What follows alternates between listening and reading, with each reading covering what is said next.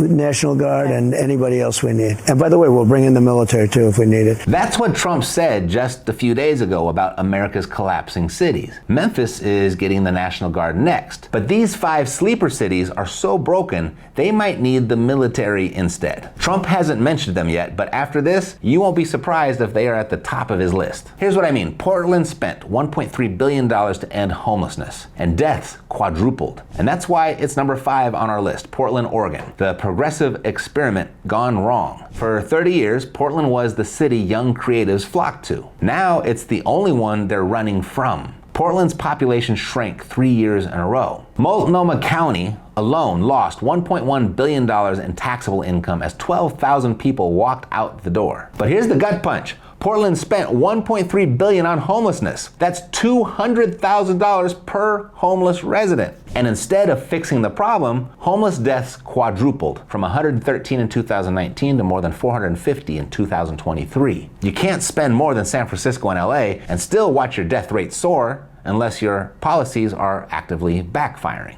Businesses have noticed. REI closed its flagship store after 20 years. REI in the Pearl District will close February 1st, throwing their hands up after stating they had a year-long battle with theft and break-ins. Walmart shut down its last 2 Portland stores. Doors are closing at the only 2 Portland Walmarts, and hundreds of customers are left finding a new place to shop. And Nike refused to reopen without paying for private police. Well, new at 5, the Nike community flagship factory store in Northeast Portland will not be reopening. And when your tax base leaves and your anchor retailers abandon downtown, that's not compassion, that is collapse. Number 4, Oakland, California, the crime-driven economic death spiral. Oakland is what happens when crime overwhelms economics. The number of businesses paying taxes in Oakland dropped 14% in just 2 years. Sales tax revenue? Flat since 2018, even though inflation means it should be up at least $15 million. And why? Because 57% of Oakland voters now leave the city to shop somewhere safer. Downtown workers? 64% say crime decides whether they even show up in person. Property crime is off the charts. 6,519 per 100,000 residents.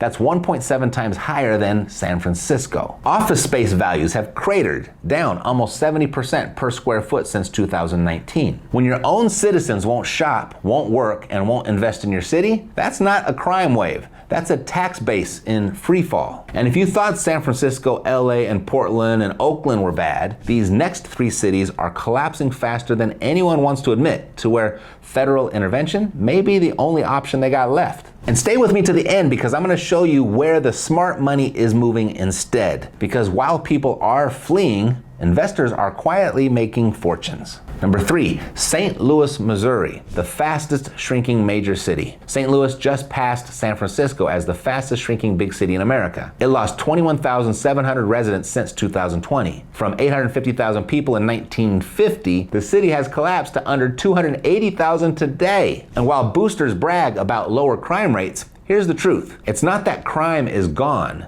It's that families are. Families with kids are leaving for the suburbs, taking their property taxes with them. Schools can't even run buses reliably. Leadership scandals pile up. Parents don't trust the system. And when you hollow out the middle class, the city is left with just 2 groups. Those too poor to leave and those rich enough to insulate themselves. Everything in between? Gone. Number 2, Jackson, Mississippi, the infrastructure collapse capital. Jackson isn't just struggling, it's failing at the most basic functions of a city. The murder rate? 77 per 100,000 residents. That's 20 times the national average. But crime is only part of it. Jackson literally can't keep the water running. Congress had to step in with $600 million to bail out the system. A U.S. state capital that can't deliver clean water without federal intervention. And here's the worst part. Jackson has lost more than 20,000 people since 2010. The tax base collapsed decades ago, and the city's institutions, colleges, hospitals, even the state government pay less for water than ordinary residents. So who carries the cost? The people least able to pay. That's not a temporary crisis. That's permanent dependency. And after I reveal number 1 on our list, I'm going to show you 3 cities where smart money is already moving. Because while Portland burns and Oakland bleeds tax revenue, these metros are pulling in corporate headquarters, tech campuses, and thousands of new residents. It's where investors are quietly making fortunes. But number 1 on this list of collapsing cities, Kansas City, Missouri, the jurisdictional nightmare. Kansas City's collapse is quieter, but it's just as deadly.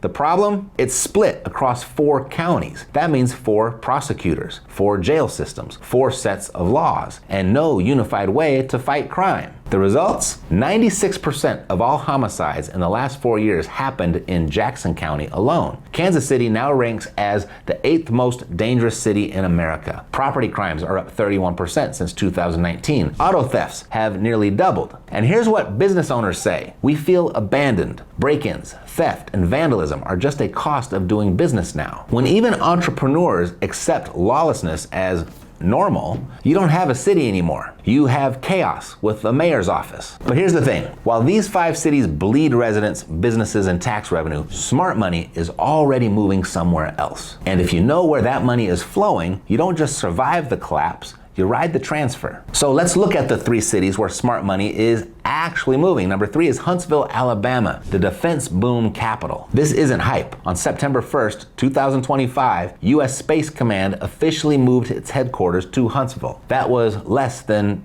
3 weeks ago. This alone is historic, but it's only the beginning. In January this year, Northrop Grumman won a $481 million defense contract here for Poland's missile systems. Lockheed Martin's Golden Dome missile defense program could pour billions in federal investment into Huntsville by 2028. Northrop Grumman just finished a $150 million expansion, 200,000 square feet to scale production. The result? 70,000 aerospace and defense jobs already generating $6 billion in economic impact every year. With Space Command's relocation, thousands of high-paid federal workers and contractors need housing immediately. That's why Huntsville's real estate is booming while the rest of the country corrects. Number 2, Colorado Springs, Colorado, the aerospace tech explosion. Back in July of this year, ITS announced 500 new aerospace jobs in Colorado Springs, paying an average of $130,482 a year. That's double the county average. Add Space Delta 15's permanent stationing at Schriever Space Force Base, and you've got an aerospace economy that isn't slowing down. And this isn't just military. Colorado Springs has 27,000 tech workers making $117,000 on average, and the sector's grown 12% in 5 years. Realtor.com ranked it the #1 U.S. housing market for 2025, with projected sales growth of 27.1%. And the numbers back it up. 4,336 active listings this summer, the highest in 5 years, yet homes are selling in just 21 days. The median price?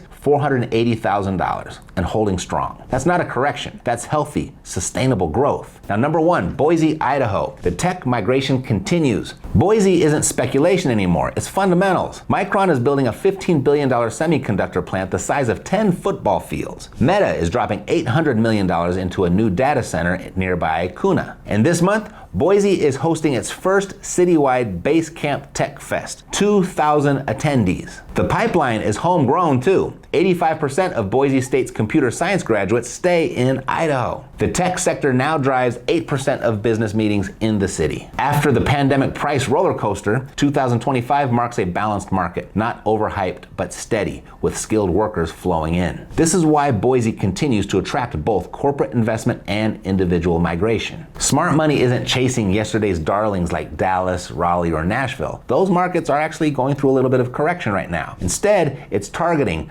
government-backed growth in Huntsville, defense and aerospace diversification in Colorado Springs, and tech ecosystem maturity in Boise. The pattern is clear. While coastal cities collapse and Sun Belt favorites recalibrate, federal spending and strategic industries are creating recession-resistant boomtowns. By the way, if you have a 680 credit score or better and could use up to $150,000 in 0% interest funding for your business, special thanks to loopholelending.com for sponsoring this video. You can click right here to see how their program works. Thanks for watching. I'll see you next time. Take care.